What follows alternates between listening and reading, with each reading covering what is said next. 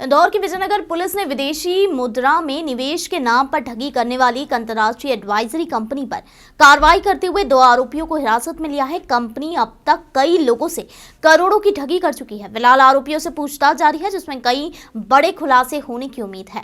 मामला इंदौर की विजयनगर थाना क्षेत्र का है, जहां पुलिस ने प्रीमियम बिल्डिंग में प्लेटिनियम ग्लोबल व बीएनबी नाम की कंपनी पर कार्रवाई की। ये विदेशी मुद्रा में निवेश कर पैसे कई गुना बढ़ाने का लालच देते थे। इसके लिए कंपनी द्वारा एक फर्जी सॉफ्टवेयर भी बनाया गया था। कंपनी जल्द ही क्रिप्टो करेंसी की तर्ज पर क्विन कॉइन लॉन्च करने वाली थी। कंपनी के 4 बैंक अकाउंट भी मिले हैं। फॉरेन ट्रेडिंग कंपनी लोगों से डॉलर में निवेश कराती है।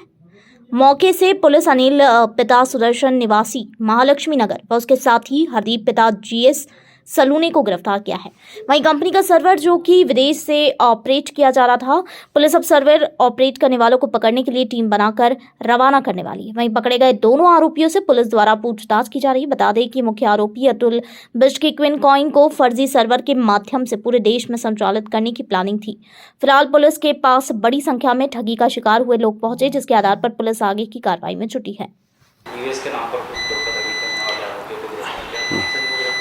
जी, कमिश्नर महोदय द्वारा ऐसा निर्देशित किया गया है कि जो निवेश के नाम पर जो कंपनियां ठगी करती हैं उन पर कार्रवाई की जाना है। इसमें डीसीपी साहब के निर्देशन में एक कार्रवाई की जा रही है। इसमें जानकारी मिली कि अपोलो जो बिल्डिंग है इसमें और बीसीएम बिल्डिंग में एक कोई ऑफिस में विदेशी मुद्रा में इन्वेस्ट करवाने के नाम पर कोई ठगी कर रही है कंपनी। वहाँ पर रेड की गई।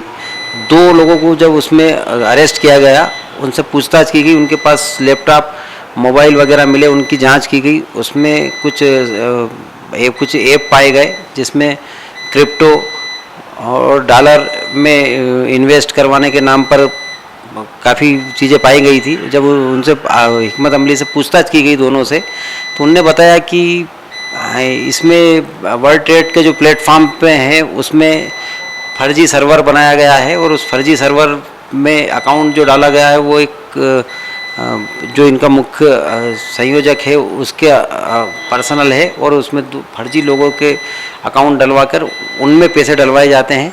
जब पैसे डलवाए जाते हैं तो उसमें वो भारतीय मुद्रा में रहते हैं और जब उनको शो करते हैं वो फर्जी सर्वर के माध्यम से, तो वो डॉलर में या यूरो में या विदेशी मुद्रा में दिखते हैं पैसे।